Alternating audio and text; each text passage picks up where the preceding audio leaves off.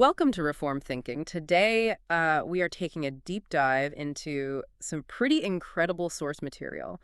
We are looking at R.C. Sproul's study notes on Psalm 8, specifically from the Reformation Study Bible in ESV. Right, and it is such a fascinating text to unpack. It really is, because, well, the next time you look up at a pitch black sky full of stars and feel entirely hopelessly insignificant, you might actually be misreading the data.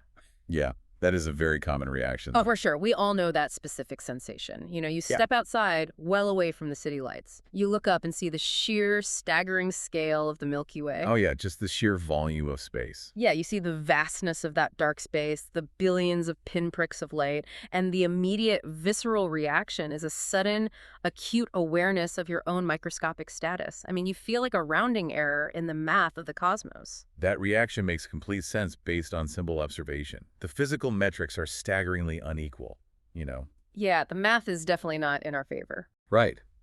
We are finite creatures, standing on a relatively small, rocky planet, just spinning through a vast, seemingly infinite void. Which is terrifying if you think about it too long. It is. When we look at the images coming back from modern telescopes, capturing galaxies that are millions of light years away, well, the sheer volume of space dictates a feeling of physical smallness. Our brains are not well equipped to handle those kinds of numbers without defaulting to a sense of our own irrelevance. So true.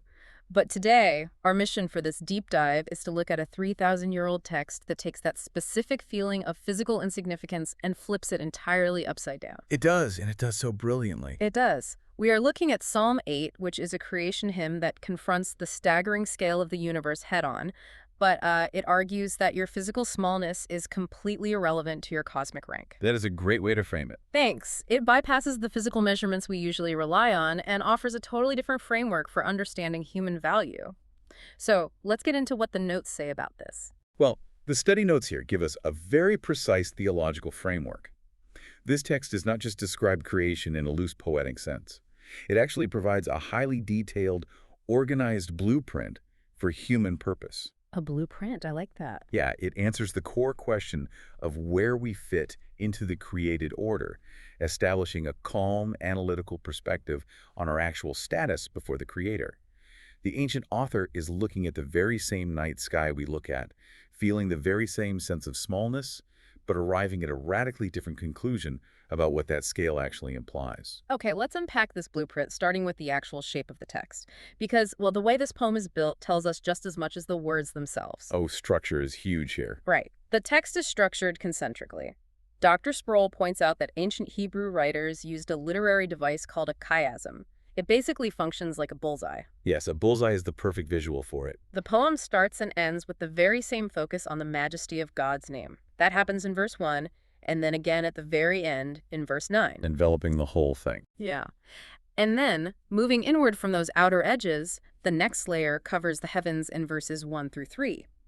Moving inward again, the next layer covers the earth in verses 5 through 8. And right there, sitting in the literal physical center of the text, is the question about humanity in verse 4. The reason behind this specific literary device is so fascinating. You have to remember, in an oral culture where texts were primarily heard rather than read, the structure of the poem guided the listener's ear to the main point. Ah, so it acts as a roadmap for the ear. Precisely. The concentric structure teaches two simultaneous truths.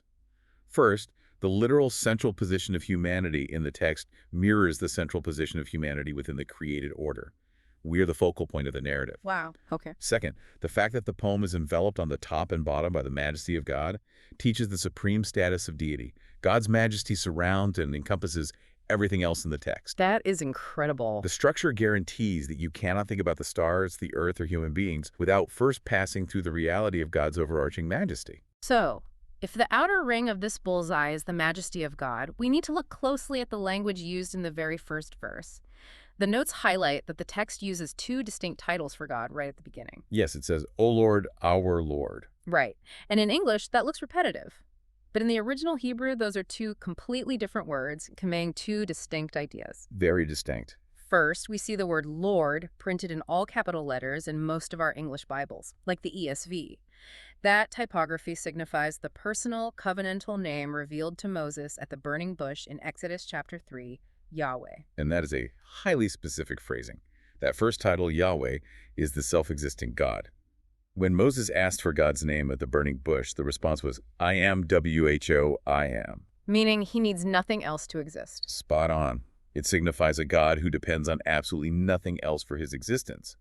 But it is also the name he uses when making a binding covenant with his people. He is the God who makes promises and keeps them. And then there's the second title. Right next to it, we see Lord printed in lowercase letters.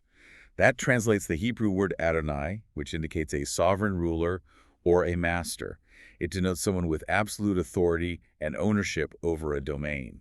I love this. This is like a high king signing an official royal decree, not just with his formal title of sovereign, but using an intimate, personal first name that he only shares with his family. That is a beautiful analogy. He is the master of the universe, but he acts in a personal, binding covenant with his people. He rules everything, yet he intimately knows those he governs. Yes, the two ideas are held perfectly together. And the verse continues by saying, "How majestic is your name in all the earth." I want to pause on that word name. We treat names just as identifying labels, but in this ancient context, a name carried so much more weight, didn't it? Oh, absolutely. In this biblical framework, a name signifies the actual character, reputation, and manifest presence of a person. It's not just a tag. Not at all.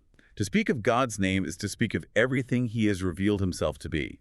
His name is majestic because his character is flawless, his authority is absolute, and his actions are righteous. That makes the verse hit so much harder. It does. The text is declaring that this dual reality, the intimate covenant keeper and the sovereign master, is visibly stamped across the entirety of the earth. His reputation is unassailable. Okay, so with that supreme status firmly established on the outer rings of the poem, the structure naturally forces our attention to the next inward layer. Moving from the creator to the creation. Right. We move to the physical heavens he created. Verses 1 through 3 shift our focus directly to God's glory as it is displayed in the cosmos. The text describes the sky, the moon, and the stars as the work of your fingers. That phrase is so striking. It really is. Think about this physical analogy for a second. When human beings construct a building, it takes our entire bodies. We sweat, we strain our backs, we bring in heavy machinery, cranes, and bulldozers. It requires exhaustive whole-body labor. Right. It takes everything we have. But we use just our fingers for small, effortless, delicate tasks. Tying a shoe, plucking a guitar string, finger painting. The implication here is that the vast cosmos required only effortless, delicate attention from the Creator. The contrast is staggering, especially given what we now know about the physical universe. Yeah, because they didn't even have telescopes back then. Right. The ancient author looked up and saw thousands of stars. We look through modern lenses and see billions of galaxies, each containing billions of stars, spread across distances that take light billions of years to cross. It breaks your brain a little bit. It does. The sheer mass and energy of the universe are incomprehensible. Yet this text classifies all of that colossal, intimidating reality as a minor, effortless craft project for God. It is mere fingerwork. Just fingerwork. This highlights his supreme ability and capacity. The stars do not exhaust his strength. They barely require his attention. Okay, but look at the math here. You just said the universe is a minor craft project to God. I look at those galaxy images and I feel like a microbe. It is incredibly hard to look at those images and feel anything other than totally irrelevant. Yeah, totally. But the text does something very strange right after describing the vast heavens. It immediately moves from the massive scale of the universe to the smallest, weakest point of humanity. Verse 2. Yes, verse 2 brings up a sharp contrast between babies and foes. It says that out of the mouth of babies and infants, God has established strength to still the enemy and the avenger. It is supposed to sound jarring. Mission accomplished. Yeah, the author wants you to experience cognitive dissonance. You have the infinite cosmos on one hand, and on the other hand, you have the weakest possible humans nursing infants who cannot even hold their own heads up or feed themselves. It's the ultimate mismatch. And the text claims these infants are silencing strong, aggressive military enemies. To understand the mechanism here, Sproul's notes direct us to look at how Jesus actually weaponizes this exact concept later in the Gospel of Matthew, specifically in chapter 21. Oh, right, the triumphal entry. Jesus rides into Jerusalem, and the children in the temple are shouting praises to him. Yes, a very chaotic, joyful scene. And the religious leaders, the Pharisees, who act as the enemies and foes in this narrative, are furious. They demand that Jesus silence the children. And Jesus quotes this exact line from Psalm 8 right back to them. He does, and he shows us the mechanism of this victory. The infants do not silence armies through physical might, tactical superiority, or intellectual debate. Because they obviously can't do any of that. Right. They silence the foe because they sing the praise of God. The victory depends entirely on the object of their praise, not the strength of the praiser. Wow. The religious leaders, with all their institutional authority and theological training, are completely disarmed by children who simply acknowledge the majesty of God. This flattens human strength. It proves that acknowledging the Creator's majesty is a stronger force than any human capability, military or otherwise. So, if the limitless universe is just effortless fingerwork, and weak infants can silence mighty foes simply through praise, it begs the question, what is the actual status of humanity? Which drives us right into the literal center of the text. The bullseye of the chiasm. Verse 4 poses the great interrogation. What is man that you are mindful of him, and the Son of Man that you care for him? This echoes similar questions found in other ancient writings, like Psalm 144, setting up a massive contrast between the vastness of the universe we just looked at and the tiny physical scale of humans. This raises a critical question about the source of human value, and the study notes bring up a fascinating linguistic link in the Hebrew text that helps answer it. Oh, I love word studies. It's a great one. The word translated what in verse 4, what is man, is the exact same Hebrew word translated how in verses 1 and 9 when it says, how majestic is your name. Okay, wait, let me make sure I'm tracking with this. The language itself ties the question of human existence directly to the statement of divine majesty. Yes, the text is literally linking the question of our existence with the statement of God's majesty. That is incredible. And the notes also point out a subtle distinction in verse 4 between man, referring to humanity as a whole, and the Son of Man, referring to individuals in particular. Yes, making it both corporate and personal. But I want to press on this connection between God's majesty and human value. We just established we are basically specks on a rock. If our physical scale is basically zero compared to the galaxies, where does our exalted status actually come from? The answer to what is man is found entirely in the majesty of God. Humanity does not possess inherent value based on physical scale, mass, or independent ability. Right, because materially, we are insignificant. Materially, yes. However, because humanity is created in the image of God, humanity possesses a derived majesty. The theological concept of the imago Dei, the image of God, means that we were designed to reflect his character and represent his authority. So it's gifted. Entirely. The value is gifted by the Creator, not earned by the creature's physical size. We are majestic because the one who made us is majestic, and he chose to imprint his image upon us. That shifts everything. Our worth is derivative. It is a gifted status. A pure gift. So if our value is entirely gifted, it logically leads to asking what specific gifts and responsibilities were actually handed to humanity? I mean, what does this majesty actually look like on a random Tuesday? Good question. Because the text starts using some very specific political language here. Verses 5 through 8 outline the royal administration, describing human dominion on earth. The text is very clear that everything humanity is derives from the gifting of God. Verse 5 says, "Yet you have made him a little lower than the heavenly beings." And there is an interesting translation detail here that the ESV notes point out. Yes, a very important one. The original Hebrew word used is Elohim. Normally this word translates directly to God. However, many English translations use the phrase heavenly beings or angels. Right, so why translate it as heavenly beings if the word usually refers to God? What is the theological reasoning behind that choice? Well, Sproul points out that if God were directly in view here, the grammar of the verse would likely read, "You have made him a little lower than yourself." Oh, that makes sense. Instead, it creates a hierarchy. This translation choice is supported by the Septuagint, which is the ancient Greek translation of the Old Testament, and it is explicitly confirmed in the New Testament. Right, in Hebrews. Exactly. In Hebrews chapter 2, the author quotes this exact verse and translates it as angels. This places humanity temporarily lower than the angelic realm in the current created order. Restricted by physical bodies and finite knowledge, it's still crowned with an incredibly high status. And the vocabulary applied to humans in this section is uniquely royal. It says humanity is crowned. That is a specifically royal action. Very much so. It also uses the pair glory and honor. If you read through the rest of the ancient texts, this specific pair of words, along with the phrase splendor and majesty, is consistently used to describe divine royalty. We see it in Psalms 24, 96, and 104 describing God. But not just God. Right. Yeah. It is also used for human royalty, describing kings in Psalms 21 and 45. God is taking the language of kings and queens and applying it to humanity as a whole. God imparted a royal majesty to humanity in creation. And this brings us to the concept of dominion in verse 6. You have given him dominion over the works of your hands. That's a heavy mandate. It is. This ties directly back to the cultural mandate found in Genesis chapter 1.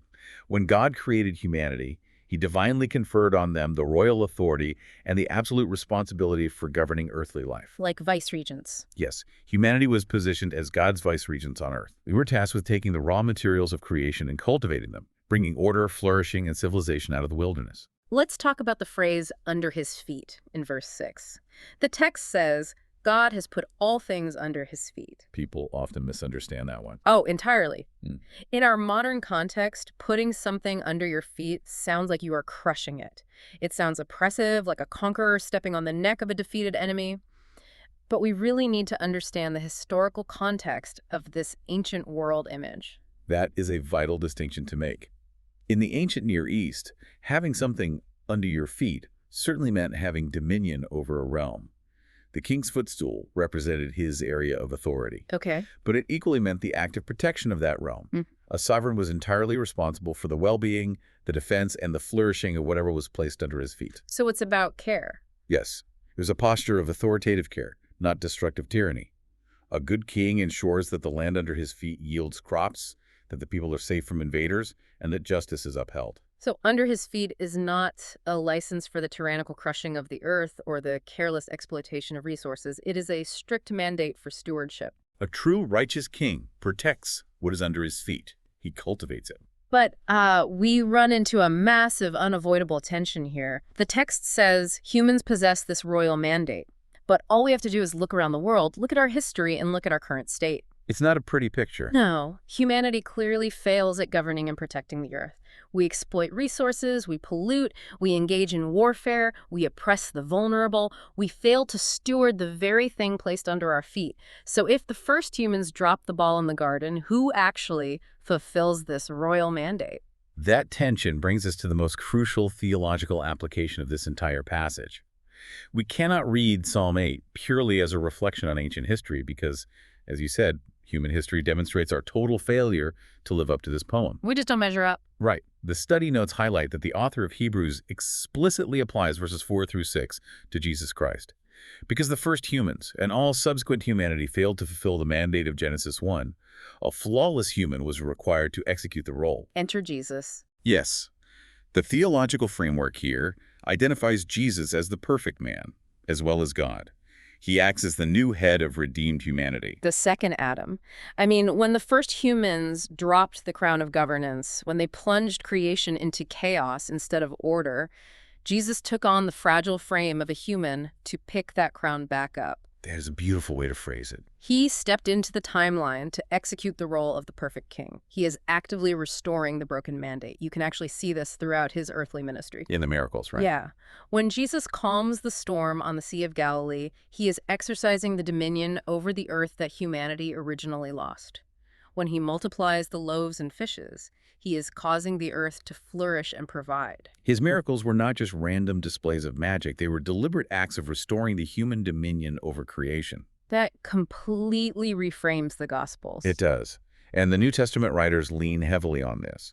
The notes provide cross-references showing Paul writing in 1 Corinthians 15 and again in Ephesians 1 that God has put all things in subjection under Christ's feet. Under his feet again. Yes, he represents humanity perfectly, fulfilling the requirement of dominion and protection that we could not achieve due to our rebellion.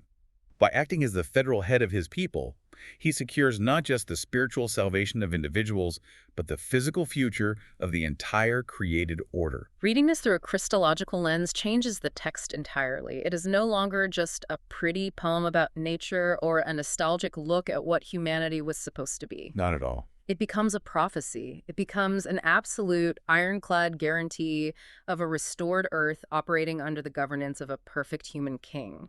It proves that God's original design for human stewardship will actually be accomplished, despite our catastrophic failures. This text demands that we view the culmination of history not as a chaotic accident, but as the deliberate fulfillment of a divine decree. Which is incredibly comforting. It is.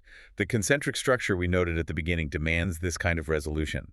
The center of the poem finds its ultimate answer in the person of Christ, who perfectly bridges the gap between the majesty of God and the frailty of humanity. So we have moved from the outer rings to the center, and now we find ourselves moving back out. Verse 9 brings the poem to a close by repeating verse 1 word for word.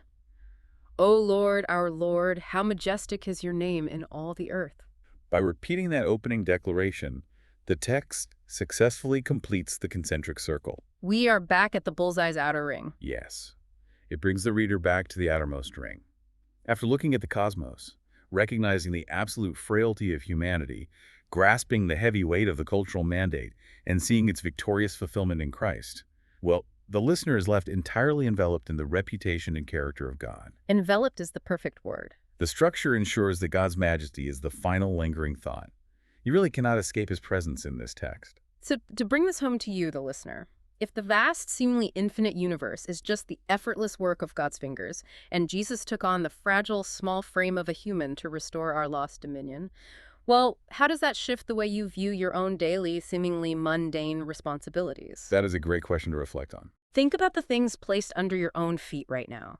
Your family, your job, your community, the physical environment around you. We are called to reflect that perfect stewardship. The scale of the stars should not make you feel insignificant. It should reinforce the staggering reality that the creator of those stars has tasked you with cultivating a specific portion of his earth. Thank you for joining us for this deep dive. It was a great discussion. Until next time, keep looking up and keep tending to what is right in front of you.